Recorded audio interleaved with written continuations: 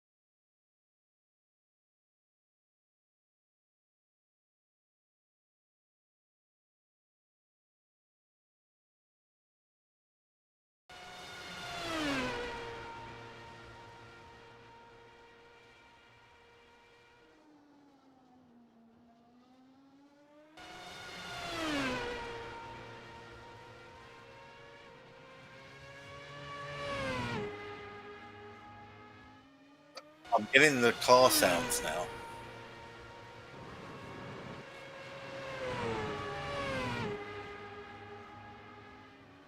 I'm getting the car sounds now.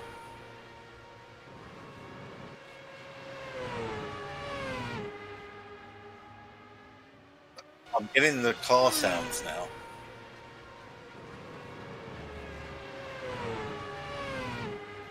So John, John's voice I'm just getting repeated the same car thing. sounds Just now. FYI, I'm not sure if it's Yeah, it's like it's on some kind of loop.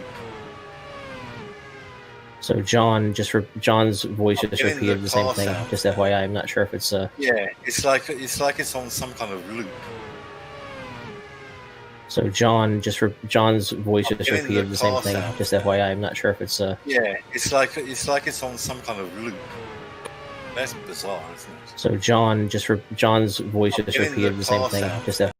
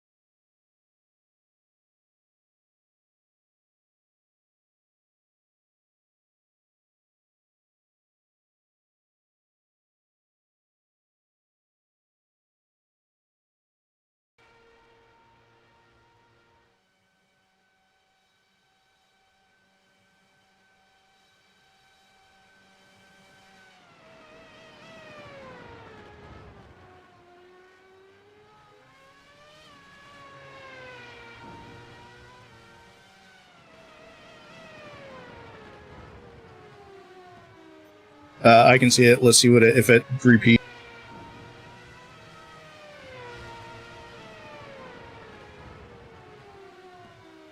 I can see it. Let's see what if it repeats.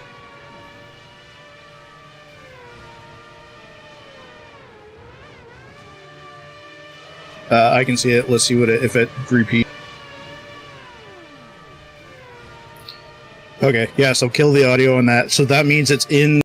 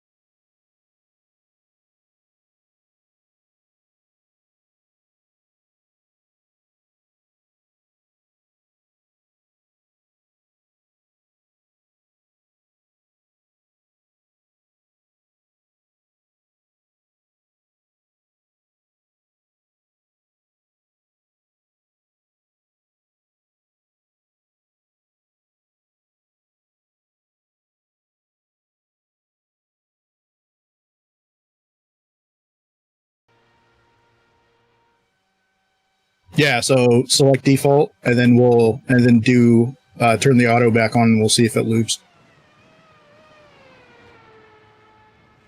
Yeah, so select default, and then do turn the auto back on, and we'll see if it loops. Yeah, so select default, and then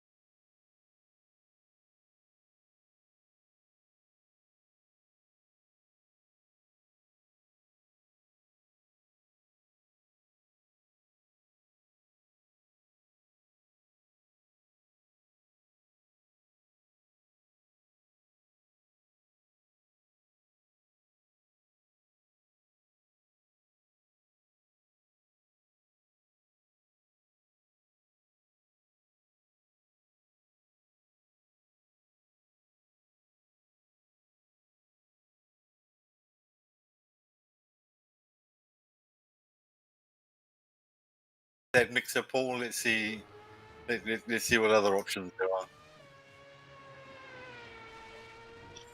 if it's not one thing, it's another. That mixer, Paul. Let's see what other options there are. If it's not one thing, it's another. That mixer, Paul. Just page through the applications. See what other options.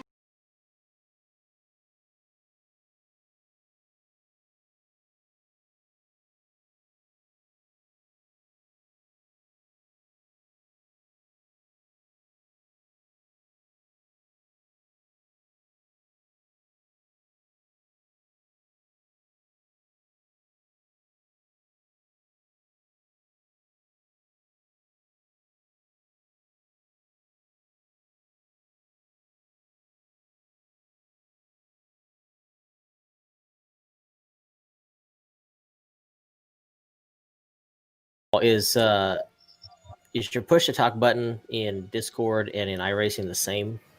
I don't know if that has an impact.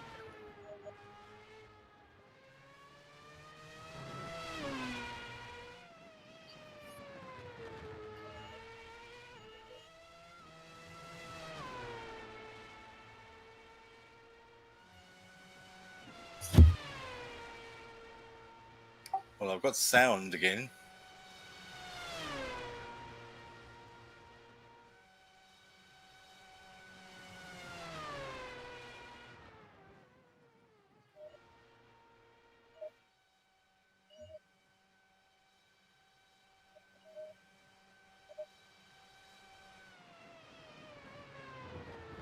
I think we might have it fixed.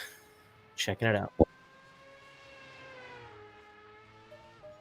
That's interesting. Yeah, I've never seen that before either. That's completely weird.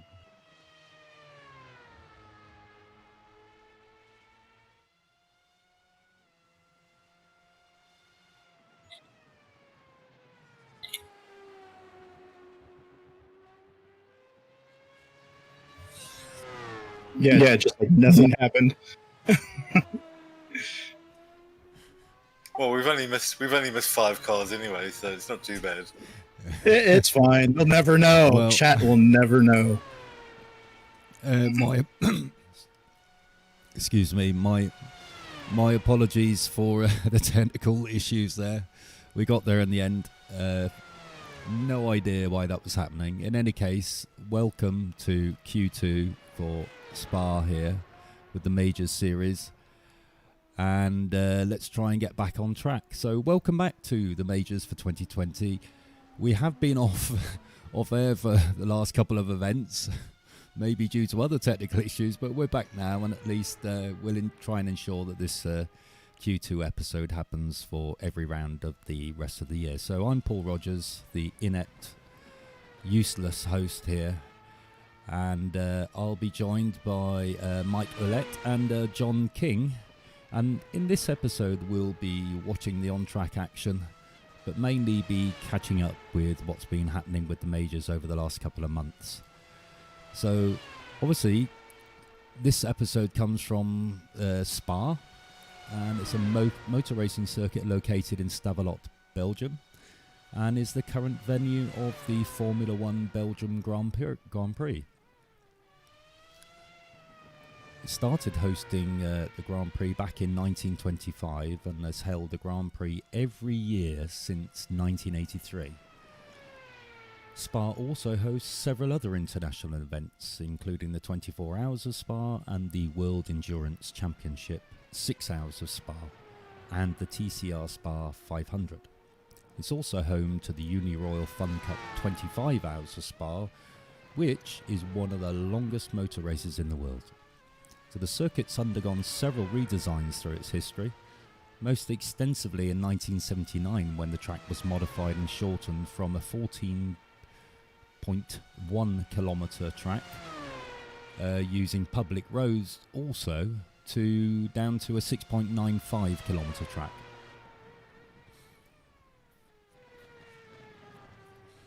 So let's start with Mike. Mike, sorry about the issues earlier. Welcome. No worries. Well, let's start off with, let's talk about Knoxville. There were some big changes to the qualifying procedure for that event. What was the reasoning and how do you think it went? Yep, there sure were. That was sort of a gut decision on my part to get some more practice races in with dirt. I mean, the vast majority of the drivers in the majors are not dirt specialists. They rarely run dirt, either oval or road. It's really a one-off for them. Some of them, this is literally the only time they run it all year long, is in the major series. So I felt like some additional race practice would be really beneficial to everybody. And in the spirit of the majors, we try to adhere as closely as we can to the format that the real world event has. And most big dirt events, Knoxville Nationals being one that does it this way as well, they have qualifying races throughout the whole week. And basically drivers are earning qualifying points towards grid positions in heats. And some people can lock themselves into the feature very early in the week. And so we wanted to sort of mimic that at the same time as give drivers some more race practice. And we felt like, Q pace was not a good indicator of somebody's ability, frankly, on a fresh track and all that stuff. Also, I felt like this was an ideal place to try something new because the grid sizes would be small enough that nobody was really in jeopardy of losing out in their split, either pro or sportsman. So thought it was a good opportunity to experiment, and I thought it went really well. For the most part, people loved it. They were well populated, so there was racing all week long. in practically every region, much more so than we see in our normal solo qualifying sessions. So I was personally thrilled with it. Would we use it again? First, I think for dirt, I think it's a no-brainer. I think we absolutely would. When we do dirt events like this one, we'll try to adhere to the real world format. But it could come in handy at other short track events, or even something like the Daytona 500, as far as for duels, an alternative to duels, whatever. Who knows? I mean, those are all things that we could discuss. But I can see that working really well. Basically, any event where a driver's ability is really hard to discover through qualifying. I think this is an ideal situation for. Yeah, absolutely. And we did sort of do something similar for Daytona this year. We ran a lot of hosted races. They weren't official ones, and but I think we set them up in the league section, and they worked pretty well as well. Similar situation. Just give people a little bit of race practice. Okay, and Mike, we had the international race yesterday. How did that go? Well, it started off really chaotic. It was a good sized field. I believe it was 24 cars. So basically a perfect F1 grid as far as I'm concerned. At green flag, or at lights out, I should say, only had one car have trouble. That was Harold Sadler.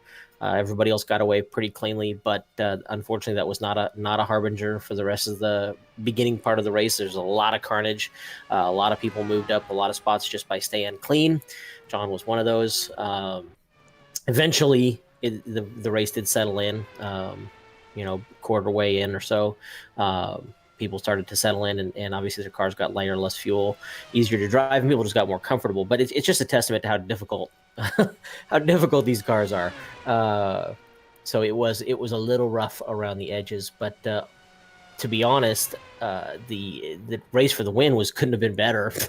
I mean, you had Chris and Scott going at it the whole race, and came right down to it. And then you had Matt Danson, who started, I think, 11th or 12th because he missed Q1, and he worked himself up to third. And had he started from the top 3 or 4, he may have been in that fight too. Who knows? But in the end, it turned out to be a pretty good race. Excellent. Anything to add, John? Your experience? No, just to echo what Mike said. The first 5-6 laps were absolute chaos, and I'm always super careful at the starts, and I dropped to the back. But I think I was like 23rd at the end of lap 1, and I was up to 15th by the end of lap 6, and not past anybody apart from Brett Clark. But it settled down after that, and mostly it was pretty good and clean after that. But the race for the lead was really good, and it worried me because I was just ahead of it with a couple of laps to go, and I eventually had to let them go because on the last lap because they were getting too close to me. So I actually saw the race for the lead for the last half a lap. Front row seat. Yeah, it was awesome. Nice one. I think what I'd like to do, Mike, if that's okay, I'm going to pull up some screen grabs of the standings. And if we go, what I'll do is I've got the America's Elite here. Oh, you want to go teams? Yeah. The America's Elite teams. Let's get rid of the leaderboard there. Okay, I'll talk. I'll talk through that. So, what's interesting about the teams is in all of them there's a team with a decent lead, but it's not over and done yet. So in America's, Connecticut have got a good lead on Unorthodox, but it certainly isn't a done deal. 500 points in the team standings is pretty easy to overcome. It's one bad race by a team, and they can lose 500 points pretty easily, because for each for each race, there's something like 1,300 points available to a team. So it's less than half of a race difference. So it's, kinetic Americas are dominating, but unorthodox are certainly keeping them honest. And I think that's pretty much the case in all the regions. Okay. So it's interesting, but those two are well clear in Americas. The other teams are smaller and haven't got the people that are running in the top five like Kinetic and Unorthodox do, so they don't get the big points. But certainly Dog Bear have done better than we would have expected them to do. So they've done really well this season. Okay, and we've also got the America's Pro, of course. Yeah, the individual. Yeah. So Christian is running away with it, dominating. He has a 347 point lead. He's got 7 wins on the year. He's really having a dream season, right? It's almost perfect. Saved, I think he's just two races shy of winning everything he's entered so far this year. Finished, I think, second in the dirt race. So, which was amazing. Yeah. So, he clearly had a mission in mind to not only to win the Americas region, because he felt like that was going to be the tougher region, but to really put a stamp of authority on it. And no question he has. What an interesting tidbit is that Travis Warling, who's in second, and again, as I mentioned, 347 points back, would be leading every other region. Mm-hmm. So with the current points, and obviously the points don't translate from region to region. It's not a 1-to-1, but I think that it's a fair comparison and just gives you an idea of how dominant Christian has been. So yeah, I would say that save him quitting, save him not running anymore. He's gonna be the first back-to-back 2-time Mario champion, and of course Cam in international, which we'll talk about in a second, is trying to do the same thing. Yeah. That is but like I said in the teams, Christian is definitely dominating, and he's got a good lead, but it isn't a season-winning lead yet. And Travis, I think Mike's comparison of Travis would have been leading the other regions is a fair one, because it's probably more difficult to score points in Americas than it is in some of the other regions. So the fact that Travis has got more points than the leaders of the other 2 regions speaks a lot for his consistency as well. Absolutely. Mike, did you want me to move to the International Pro standings? No, we don't. We can talk. We can go wherever you want. We'll get there. Whatever you want. Okay. Well, I'm at the International Pro standings here. We'll do. So Cam, obviously the race has already been run. I haven't done the standings yet, so I don't know exactly what the standings look like following Spa. But I can tell you, going into Spa, Cam had a 1-point lead. This is the first time he's led this year, so he's the title defender and has been steady. I wouldn't say he's had a great year by his. I'm sure he would even agree. He has no wins yet, but he's been very consistent. Top 3, top 5, almost every round. He's there every round. Super dedicated to the series, and he now has a 1-point lead. And then he finished the highest of his 3 competitors, him, Thomas, and Will. So basically, International Pro is a 3-way race between Cam Dance, Thomas O'Leary, and Will Leslie. Yeah. Now, Thomas he had a little bit of a rough race yesterday, although still I think finished top 10.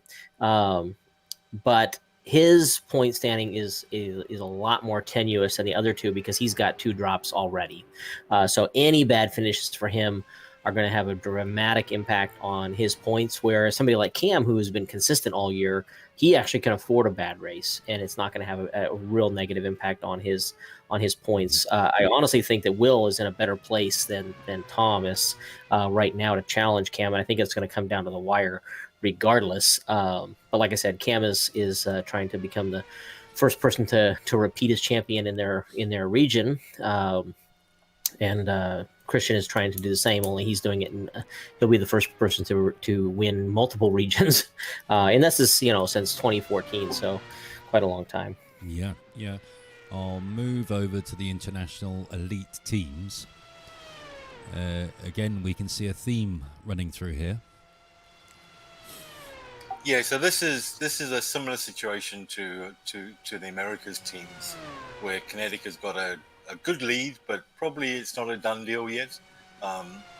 We've been a little bit up and down with the drivers we put out, and I made a really bad decision to exclude Will from the main Kinetic team, and that's because at the time where we had to make that decision, Will was scheduled to be traveling all around the world with his real life job of being an engineer in a GT3 team. But shortly after we made that decision, the pandemic struck, and Will's been at home for the last 6 months. So Will's raced a lot more than we expected him to race. So if I'd have left Will in the team, we'd probably be 1,500 points ahead now. But because I didn't, it's a little bit tighter. But we still look fairly secure. We're doing, people like Jake and I are doing enough to keep us to keep us going. So similar to America's, Kinetic look like they're gonna win, but we haven't quite got there yet. The interesting one is Fitzstein Motorsport. They're basically in third place with 2 drivers, which is Cam Dance and Harold Stadler. So they've done amazingly well to be that high. Just the 2 of them, very good. Well, they've had other drivers in some rounds, but they've got 2. There's only the 2 of them that are driving very regularly. And lastly, it would have been the European Pros, I believe we would have gone to next. A European Pro is a great region, great division. As far as I'm concerned, there's 4 drivers that are still absolutely in this as far as winning it, with Yao Valverde, Ross Banfield, Kurt Crum, and Josh Wolf. Really all with a chance at it. None of them have dominated. Yao has really been strong as of late. And I expect him to be good tomorrow. But looking at the qualifying times and looking at the grid for European Pro, it's going to be tight. It could be anybody's race, and obviously with how difficult these cars are, somebody could have a rough race and tumble down the order quite a bit. But those 4, I would say one of them is going to win it. No idea who that's going to be for whoever it is. It's going to be their first championship. It's very close at the top there. Yeah, it is. Even Eric Mickey in 5th is, I would say, has a shot at it. It's that's, to me, that's super fun. Excellent. Okay, I'll go back to I'll move the standings indicator over. Have there been any changes on track since? I think we're about the same. Richie Hearn there with a 147.8. Brian Barnes. Have you got any background on any of these drivers there, John? Well, Richie is a real life IndyCar driver who finished. Mike will probably be able to remember the exact year, but he finished 3rd in the Indy 500 one year. Mike finished 3rd as a rookie, and I believe that was in '99. He's been a regular in the majors for at least the last 2-3 years. He switched over to the Europe region because he's had a lot of internet problems, and he believes it's better when he runs in the Europe region. So good to see him up on the score sheet.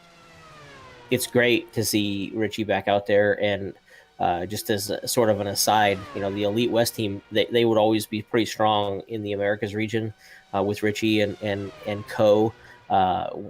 The co-founder of that team and co-owner of that team, Michael Thompson, has been battling cancer for honestly a couple of years now, and it's been really rough. And he's actually going to race tomorrow. This will be his first race, I think, of the year, and the first race in a long time. And I'm so happy to have him back. And I think our series is better when people who've been around for a long time are still with us, and teams like Elite West are part of it. So I'm really excited to see that. Excellent. I just think, Mike, there's one huge change to the majors over the last couple of months has been the majors garage. Can you just tell us about that and tell us what's going on? Yeah, I sure can. I'm gonna back up just one sec. I promise it'll be quick. So as far as the standings are concerned, in America's sportsman, Mark Stevenson is having a similar run as Christian on the sportsman side. 6 wins and basically dominating that one. So he's looking to own that sportsman championship in the Americas region and then be automatically promoted to pro next year. So that'll be a good challenge for him. And sportsmen in international, you've got Stephen Williams and Gavin Barber and Martin Houston are in a 3-way battle that honestly it could go anywhere. Gavin didn't make the race yesterday, so that's going to hurt him. But Stephen and Martin were close. I think Martin finished ahead of Stephen. So you're looking at possibly a 2-way battle at this point, or maybe still even a 3-1. I don't know what Gavin's drop situation was, but the sportsman divisions are close across the board. And in Europe, Sam Harper and Joe Homan are only 67 points separated. So, one of the things about the majors is that it's important to me that, when you've got 1,300 drivers in the league, 600 active regularly, that people have something to fight for. We're not all Christian Challenger, and that isn't going to be the goal for everybody. So, things like the sportsman divisions, the legend divisions, the team championships, and all those things are super important. So I appreciate you giving us some time to go over the standings. Okay, sorry. So after that aside, the garage. Yes. So the garage has been hugely successful early on, and we've only been going since May.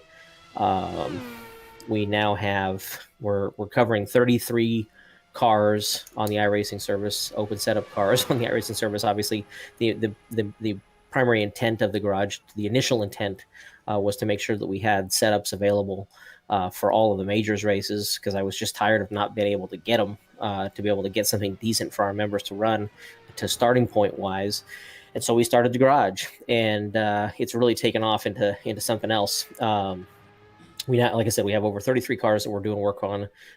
We've had over 5,000 customers in these first 3 months.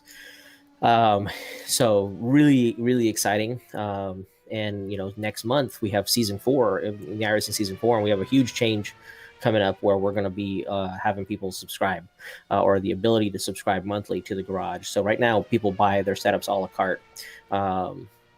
So at $3 a pop, you can buy a driver setup, or you can download Baseline Plus setup for free. Starting next month, they'll still be able to get the Baseline Pluses for free. That won't change, but you'll be able to buy either a monthly subscription to the car of your choice for $5.99, to the discipline of your choice, so i.e. road, oval, or dirt, for $8.99 a month. Or you can get all the cars that we do work on. Like I said, currently 33, and that will be 41 here shortly, but currently 33 for $10.99 a month. So we're really excited about that. That's going to put us more in line with what VRS, PDS do. And even more exciting, at least in my opinion, is that as soon as we unveil the schedule for 2020 in the majors, we will have a monthly subscription package that includes the major series for the year and all the setups you can eat. So yeah, really, really excited about that. I mean, this is an issue for normal sort of not casual racers like myself. We don't really know what we're doing as far as concerns setups. I mean, we like to have a bit of a tweak, but so to have a good base to start from is obviously really helpful. So it's appreciated that we have the free sets there still available as well. Yeah, I think. Sorry, John, go ahead. We've had a couple of goes at this. Last year we had a we had a toolkit concept where we got the big teams to supply baseline sets, and it was massively unpopular amongst a lot of the teams. So we was that because they were sharing sort of privy information, do you think, or what was their reasoning, but for not liking that? Yeah, and they, there was also there was a reluctance to share that their special information, and but also a reluctance to work on a slow, stable set, which is what we wanted. So it was just a bit weird, and Mike and I in particular were very frustrated by it. We got through it, but and we normally gave people sets that they could use, but we obviously needed to do something better this year, and the garage has been fantastic. With the garage, it's never in doubt that we're going to have something. And for this week, I just want to take the opportunity to thank Scott Newton, who is not a regular crew chief in the garage. I invited him to be. I wanted him to be, but he just, from a work perspective, he didn't have time to do it. But he still volunteered to do the FW31 for us, as he's a specialist in that car, although he's also a regular in the series. And so, of course, I took him up on that. And as was the case with the Indy 500, with Liam's sets, with the Knoxville sets from Alex, the baseline stuff that these guys are putting out is so good. It's such quality stuff, such quality starting points for people. I think it just is a huge boon to the series and just a great thing for the racing overall. But I just want to say thanks to Scott, if he happens to watch this, and the setups that he put out there, baseline and the elite one he put out, were just awesome. It was awesome. And the video, the track guide was just incredible too. So a ton of work on his part, and I really appreciated. Excellent. Yeah, I mean, for sort of mediocre drivers like myself, it's also important to remember that, it's not all about the setup. You have to be able to drive the car, to the limit as well. So obviously the setup helps, and that's sort of the last piece of the jigsaw. But if we're not quick enough, we're not going to necessarily be able to drag every last drop. But you certainly need a good baseline to start from, just to discount that, And that's what we tried to do with this. We've tried to the baseline sets. The intent is to make them relatively easy to drive, or as easy as it can be for them to drive that car, but also to give information to people on like the videos and the best lap files that we supply as well, just to give people help as you can. So especially the videos, I mean, that can give away a lot of information there if you look at that properly, breaking points and so on, how they approach the apex and the exit of these particular corners. Exactly. And a lot of the crew chiefs will answer questions. If you've got a particular problem with one corner or something, they'll try and help you with it as well. Yeah, absolutely. Well, Mike, would you like to talk about any plans that you have for next year? Yeah, sure. So, as a committee, obviously everybody's aware we've been sending out surveys with regard to, lots of things, the satisfaction with the series and various things that we do, whether it's fast repair, weather, etc. And we've published the results to most of those things. And to be totally honest, not a lot of that was a big surprise. But I will say one of the areas that was both surprising and disappointing, just personally, was that there was such a low rating for the schedule for this year. And, I think it was still a 3.8 or 7 or something like that out of 5. So it wasn't horrible, but it was an indicator to me that, people, when they say they love the series, that's ranked highly. And then they say they think the value for the series is really good.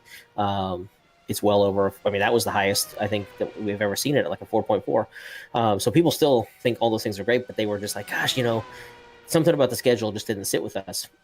So, we really took that to heart. And then we had a follow-up survey with regard to scheduling, and we wanted to make that focus more region specific. We wanted to really understand what people were looking for out of the schedule from a region specific standpoint. And the tease there is that you might see a race or two next year, because the schedule's done, that is different from region to region in and around. Now, they'll still all be the same weekend, but you might have one race in Americas and a different race in Europe and a different race in international. And just as something to test, to trial, to see if we've got our finger on what people were wanting. Because again, different regions of the world have different passions from a motorsports perspective. And the basic fundamentals or the basic premise of the majors will never change. We want to race the biggest races in the world, that races that either do or did exist. And they inspire, a lot of passion from people. But what those races are can be different from region to region, and so we wanted to understand that, and we still wanted to make sure that the schedule was very, very, very multidiscipline. That the winner of the series would be well rounded. None of that has changed, but we definitely took the feedback on the scheduling to heart. I know John. I think John's excited about the schedule. I'm really excited about the schedule, and can't wait to share it. Excellent, John. Anything to add there? As Mike said, it looks really exciting for next year and should be a lot of fun. It'll definitely satisfy those people that have been worried that we've diluted the diversity of the majors. So I think we've addressed that pretty well. Yeah, diversity. We're not going to give anything else away today. John, a question for you. Only 3 months to go now before the Majors 24.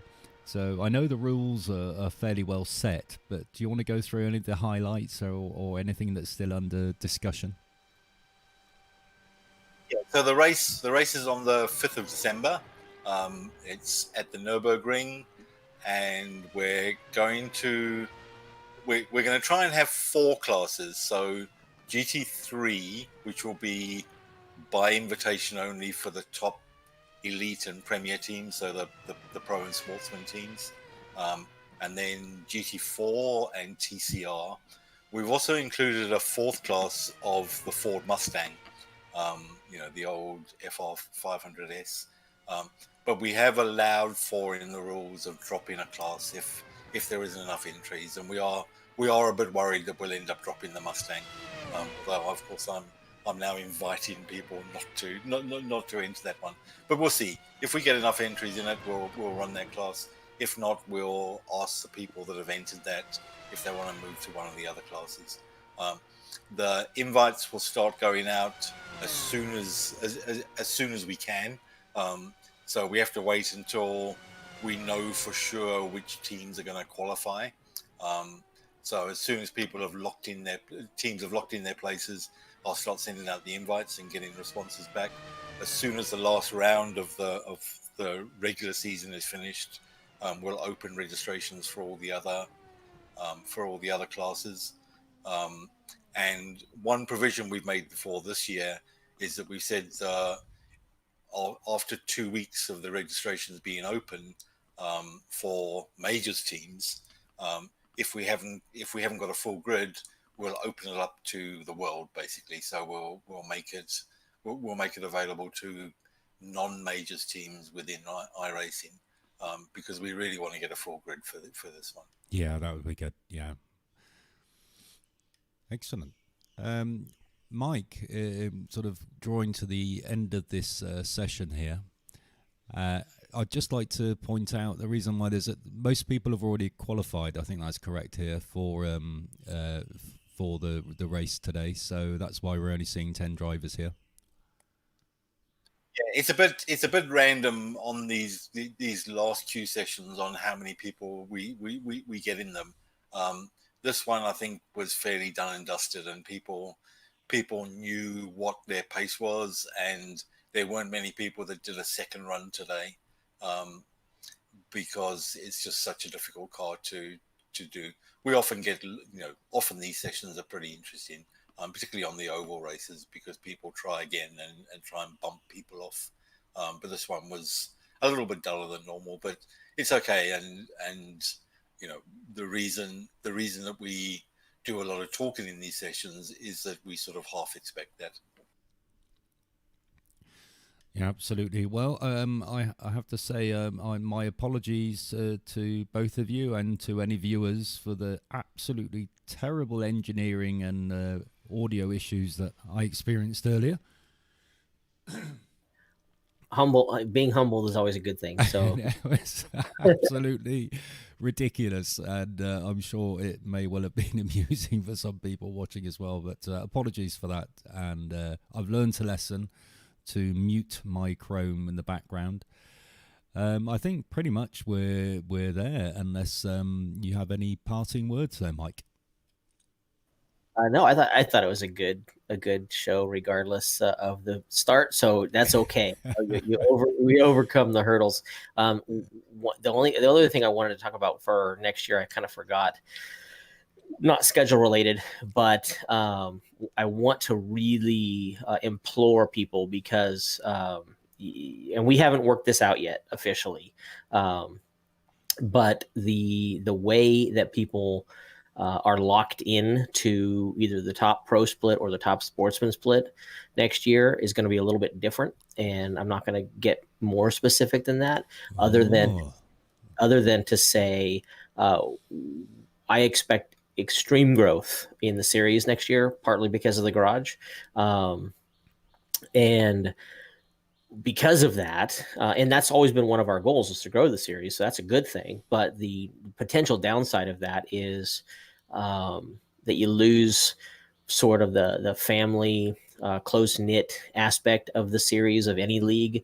That's always possible if you get too big, and so the lock-in aspect is meant to address that. That's all I'm going to say. Now, the reason I bring that up now is because and something that's already been built into the rules, but is even more important with what I just said, is making the playoffs as a sportsman or a pro driver, being in that top 50 overall across all three regions, and making the playoffs and showing up to the playoffs, and then making the top 25 so that you get those first 2-round lock-ins is even more critical than ever. And so I would just implore people to, number one, fight for that top 50. Even if you're not fighting for a championship, being in the top 50 is really, really important. And then when it comes time for the playoffs, which will be on the 12th of December, be there, show up. They're fun. They're super fun anyway. And it's a good way to make sure that you're locked in for the first 2 rounds of next year. So anyway, that's just a little teaser on a change and some advice. That's great. And parting words from you, John? No, just good luck to everyone for the races tonight, tomorrow, or whenever it is for you. And yeah, echoing Mike's words on the playoffs. Try and make it if you can. I'm not in the top 50 at the moment, so I'm struggling. I need to really up my game for the next few races. Well, okay. Well, thank you very much to both of you, and thank you for being so patient with my technical issues earlier on, and you were very calming, so I appreciate that. And thank you both for your time, and we'll see you next time, and hopefully without any audio issues. Thanks. Thank you very much, guys, and thank you all for watching, and hopefully we'll have a better experience for you next time. Cheers for now.